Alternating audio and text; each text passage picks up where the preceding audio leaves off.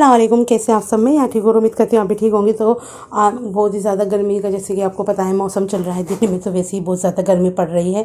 तो मैंने बनाया था शरबत और अपने हस्बैंड के लिए और अपने लिए। और मेरे हस्बैंड लेकर आए थे पेस्ट्री मार्केट से। और मेरे हस्बैंड कम से कम 1 महीना हो गया है वो काम पर नहीं जा रहे हैं, क्योंकि काम उनका बना पड़ा हुआ है बिल्कुल ही। मार्केट जो है बिल्कुल ही शांत पड़ी है और कुछ काम धंधे नहीं हो रहे हैं।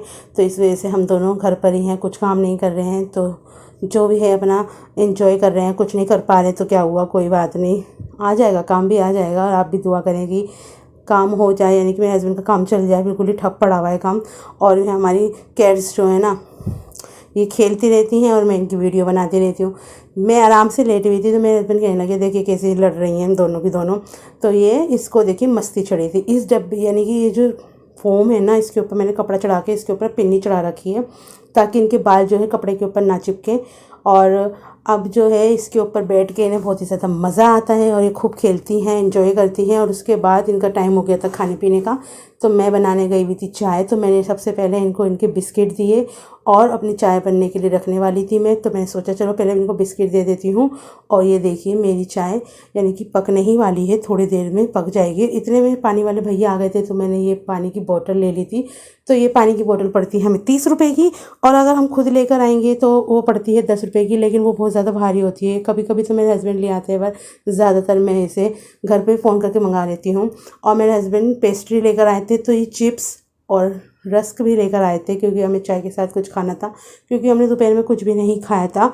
और यानी कि नाश्ता लेट किया था, उसके बाद दोपहर में कुछ खाने का दिल नहीं किया। तो इस वजह से मैंने सोचा चलो चाय बना लेती हूँ। रस्क हैं और मेरी चिप्स हैं। और जब से मेरे हस्बैंड की छुट्टियाँ पड़ी हुई हैं तो हमें कुछ और काम नहीं है, यानी कि कुछ और काम ही नहीं है। ज़्यादातर सफाई वफाई करके आराम से बैठ जाती हूँ, उसके बाद कुछ काम ही नहीं होता है।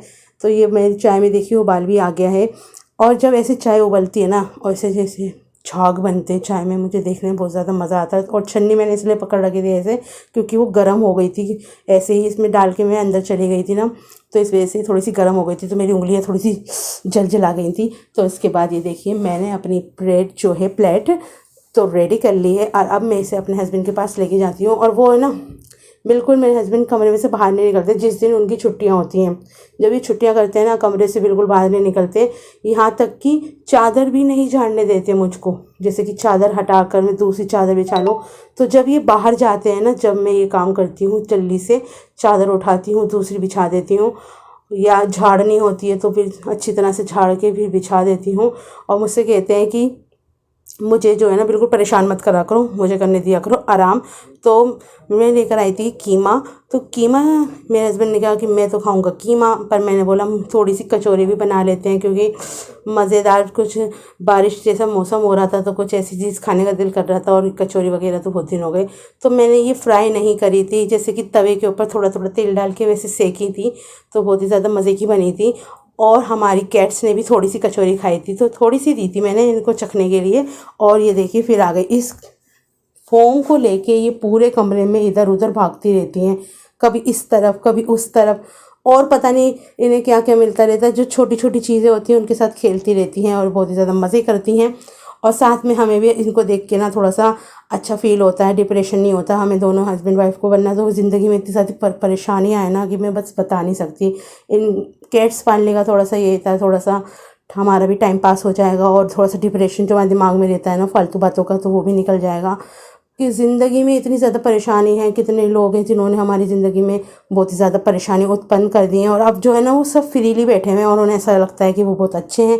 तो कोई भी इतना अच्छा नहीं होता, सब में थोड़ी थोड़ी कमी पेशियाँ तो होती हैं। और कुछ लोग जब किसी की ज़्यादा इज्जत करो, किसी को टाइम दो, किसी को कुछ नहीं को इज्जत की वजह से कि हम कुछ कहेंगे तो उन्हें बुरा लग सकता है, कुछ भी बात हो सकती है, तो वो लोग सर पे चढ़ जाते हैं। और अब मैं किसी को भी अपने सर पे नहीं चढ़ाना चाहती। तो अब मैं सोच रही थी कि क्या बनाऊँ, तो मैं 2-3 तरीके की दालें भी लेकर आई थी, मार्केट गई थी तो फिर मैं लेकर आई थी मूंग की दाल भी थी, उसके अंदर मसूर की दाल भी थी। तो मैंने सोचा कि चलो मूंग की दाल का पुलाव ही बना लेते हैं, और क्या ही बनाऊँ मैं, क्योंकि जल्दी से कुछ यही बन जाता है। और रोटी, आटा भी हमारा ख़त्म हो गया था, तो रोटी भी नहीं बना सकती थी मैं, इसलिए मैंने चावल ही बना लिए। तो ये पुलाव जो था ना, मूंग की दाल का पुलाव, बहुत ही दिनों बाद बनाया हमने अपने घर में। ज़्यादातर हम चने की दाल का पुलाव बना लेते हैं।